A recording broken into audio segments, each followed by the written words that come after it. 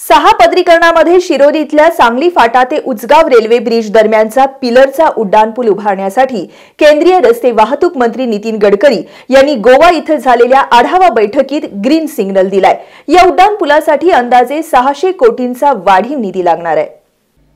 पुणे बंगळूर राष्ट्रीय महामार्गाच्या सातारा ते कागल या 133 किलोमीटर अंतरावरील सहा पदरीकरणावर सध्या युद्धपातळीवर काम सुरू आहे।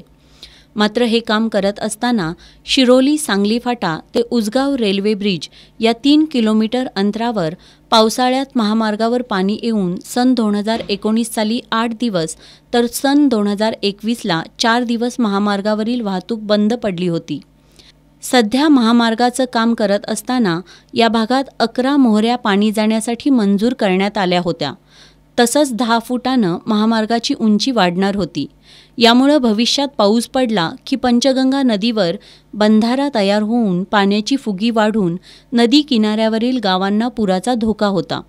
तसंच शेतीचं नुकसान मोठ्या प्रमाणात होणार होतं। म्हणून पंचगंगा नदी किनाऱ्यावरील गावातील लोकांनी शिरोली सांगली फाटा ते उचगाव रेल्वे ब्रिजपर्यंत पिलरचा उड्डाणपूल करावा अशी मागणी लावून धरली होती। याबाबत आमदार सतेज पाटील, राजूबाबा आवळे, ऋतुराज पाटील यांच्याकडे स्थानिक लोक, शेतकरी यांची सतत मागणी होती। यानंतर तत्काल पालकमंत्री सतेज पाटील यांनी कागल टू किनी टोलनाकापर्यंत पाहणी दौरा करून ग्रामस्थांच्या व्यथा जाणून घेतल्या होत्या। त्याचबरोबर कोल्हापूर, सांगली आणि सातारा जिल्ह्यातील लोकप्रतिनिधींची बैठक घेऊन सातत्यानं पाठपुरावा केला। काँग्रेसच्या वतीनं सांगली फाटा ते उचगाव दरम्यान पिलर उड्डाणपूल मंजूर होईपर्यंत या टप्प्यातील 6 पदरीकरणाचं काम बंद ठेवणार अशी मागणी करत बाजीराव खाडे यांनी पंचगंगा नदी पुलाजवळ एकदिवसीय ठिय्या आंदोलन केलं होतं।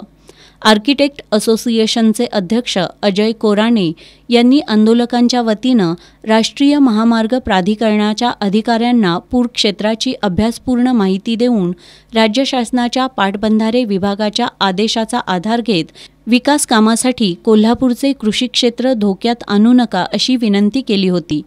या सर्व लोकांच्या मागणीनुसार 23 डिसेंबर 2023 रोजी गोवा इथल्या ताज हॉटेलमध्ये महाराष्ट्र, कर्नाटक, गोवा या 3 राज्यातील सुरू असलेल्या रस्ते कामाबाबत केंद्रीय मंत्री गडकरी आणि रस्ते अधिकारी, ठेकेदार यांची संयुक्त बैठक झाली।